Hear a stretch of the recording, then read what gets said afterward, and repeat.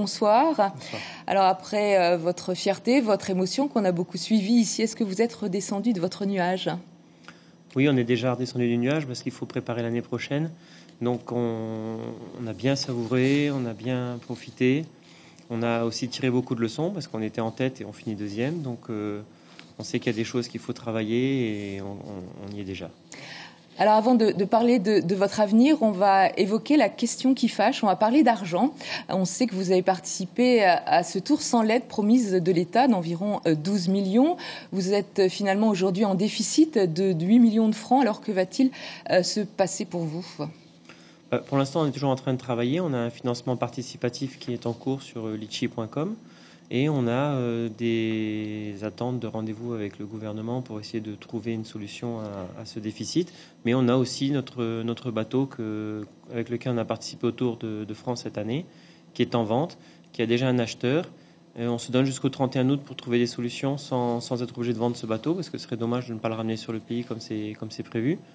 Cette cagnotte participative, elle est aux environs de combien aujourd'hui ? Aujourd'hui, elle est approchée les 5 250 €, je crois. D'accord. Et vous allez en faire quoi, vous le savez ? Enfin, vous attendez bien évidemment l'issue de vos prochains rendez-vous, c'est ça ? On attend l'issue des prochains rendez-vous et puis de toute façon, cet argent servira à payer les dettes qu'on a actuellement et de soulager un petit peu tout ce qu'on a à payer. Alors on va encore parler d'argent parce que c'est de toute façon un élément indispensable dans le sport de haut niveau aujourd'hui. Certains disent que vous siphonnez en quelque sorte, vous, Trésor de Tahiti, les subventions destinées à la voile en Polynésie. Alors qu'est-ce que vous répondez à vos détracteurs ? Bon, déjà, on ne peut pas dire qu'on siphonne. C'est vrai que c'est une partie du budget du sport qui revient à Tahiti Elite Voile pour le projet Trésor de Tahiti. Mais c'est un projet qui est un projet d'envergure qui a pour but de vraiment remotiver un petit peu les Polynésiens à faire de la voile et surtout à redorer le blason de la voile polynésienne parce que depuis notre champion Billy Besson, il n'y a pas vraiment d'avenir derrière. Et je pense qu'il y a eu pas mal de personnes qui ont eu l'occasion de le faire, mais rien n'a été fait.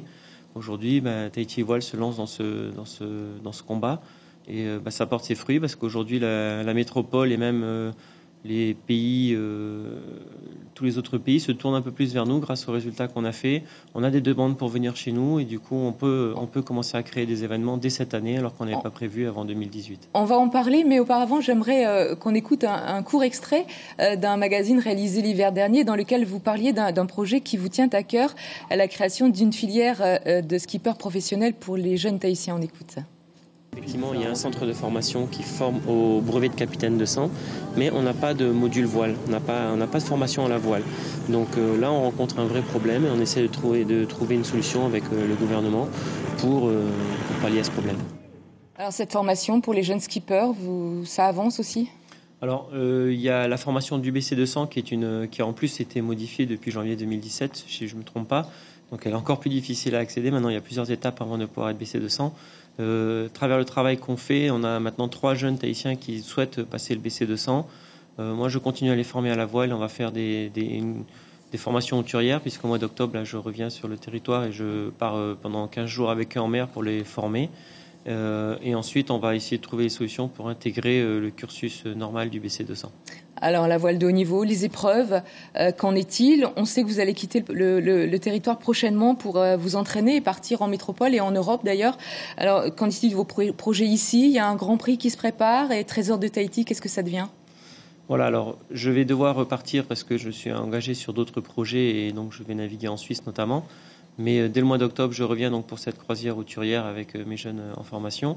Mais on travaille très fort sur une épreuve qu'on aimerait organiser du 16 au 26 novembre ici, qu'on appellerait le Grand Prix de Tahiti, qui sera un Tour de France à la voile challenge. C'est-à-dire que on sera épaulé par les organisateurs du Tour de France à la voile.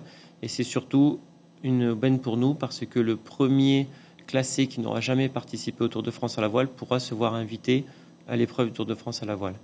Donc vous partez bientôt, la semaine prochaine ou dans les jours qui arrivent, mais vous revenez d'ici peu pour préparer ce Grand Prix ? Oui, je vais devoir m'absenter, c'est sûr, mais je vais continuer à travailler parce que ce développement de la voile de haut niveau et puis de la filière un peu skipper, c'est vraiment quelque chose qui me tient à cœur. Donc très prochainement, j'espère pouvoir rencontrer Monsieur Fritsch pour continuer le travail et puis on va continuer dans cette voie-là. Théva Pichard, merci d'avoir répondu à notre invitation. C'est la fin de ce journal.